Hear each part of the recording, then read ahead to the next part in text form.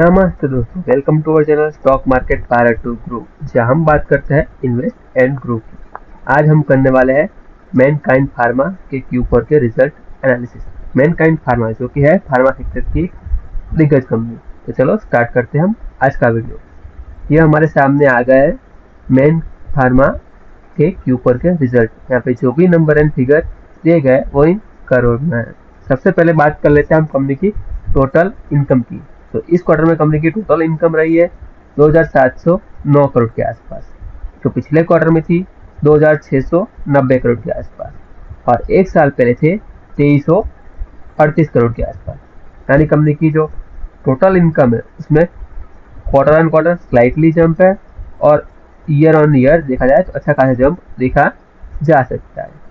अगर हम बात कर ले कंपनी के एक्सपेंसेस की, तो इस क्वार्टर में कंपनी के एक्सपेंसेस रहे 1898 करोड़, तो पिछले क्वार्टर में थे 2100 करोड़ के आसपास, और एक साल पहले थे 2058 करोड़ के आसपास। यानी कंपनी के जो एक्सपेंसेस है वो क्वार्टर ऑन क्वार्टर डिक्लाइन हुआ है, और ईयर ऑन ईयर भी डिक्लाइन ही हुआ है। यानी कि ये चीज अच्छी बात है, यानी कंपनी की इनकम बढ़ी है लेकिन कंपनी के एक्सपेंसेस है उसमें कटौती आई है। अब बात कर लेते हैं हम कंपनी के नेट प्रॉफिट की, यानी कि प्रॉफिट आफ्टर दी टैक्स की। तो इस क्वार्टर में कंपनी के नेट प्रॉफिट रहे 714 करोड़ के आसपास, जो पिछले क्वार्टर में थे 450 करोड़ के आसपास, और एक साल पहले थे 235 करोड़ के आसपास। यानी कंपनी के net profit quarter on quarter अच्छा खासा बड़ा जंप दिखा जा सकता है, और ये year on year massive jump देखा जा सकता है। और यही सेम चीज कंपनी के ईपीएस में भी ट्रांसफॉर्म होती हुई नजर आती है।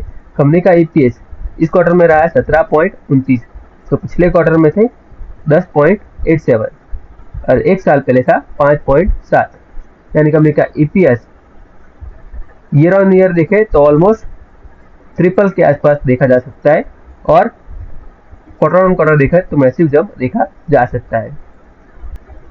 यानी कंपनी के ओवरऑल रिजल्ट देखे तो बहुत अच्छा माना जा सकता है।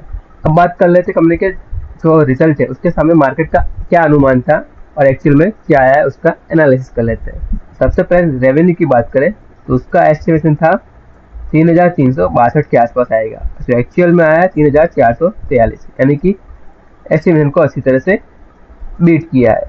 अगर EBITDA की बात करें तो उसका एस्टिमेशन था 816 करोड़ के आसपास, और जो एक्चुअल में आया है 930 करोड़ के आसपास, यानी इसमें भी एस्टिमेशन को अच्छी तरह से बीट किया है। मार्जिन की बात करें तो उसका एस्टिमेशन था 24.3%, और जो एक्चुअल में आया है 27%, यानी इसमें भी अच्छी तरह से एस्टिमेशन को बीट किया है।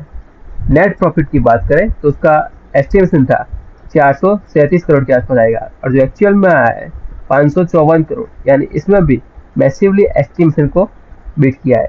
यानी कि ओवरऑल कंपनी का रिजल्ट देखे तो अच्छी तरह से एस्टिमेशन को बीट किया है, यानी कि अनुमान के से ज्यादा ही आया हुआ है कंपनी का। अभी देख ले रिजल्ट में क्या क्या की हाईलाइट्स थी। तो कंपनी के रेवेन्यू की बात करें तो उसमें 11.8% ईयर ऑन ईयर का जंप देखा जा सकता है। अगर बात कर ले EBITDA की तो उसमें 36.1% का ईयर ऑन ईयर इंक्रीमेंट देखा जा सकता है। वहीं मार्जिन की बात करें तो उसमें सिग्निफिकेंटली 27% का हो चुका है, जो पिछले बार था 22.2। वहीं बात कर ले नेट प्रॉफिट की तो उसमें हो गया है 31.7%,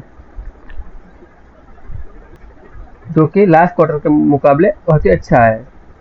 अब बात कर लेते हैं हम कंपनी के शेयर होल्डिंग पैटर्न में क्या क्या चेंजेस हुए हैं। तो सबसे पहले प्रमोटर की बात करें तो इसमें इस बार कोई भी चेंजेस नहीं हुआ है। म्यूचुअल फंड की बात करें तो उनका स्टेक पिछले क्वार्टर में था 9.3, तो इस क्वार्टर में हो गया है 10.36, यानी इन्होंने अपना स्टेक बढ़ाया 1.06%। डीआईएस की बात करें तो उसमें 3.95 थे पिछले क्वार्टर में, अभी हो गया है 4.10, यानी इन्होंने भी बाइंग की है 0.15% की।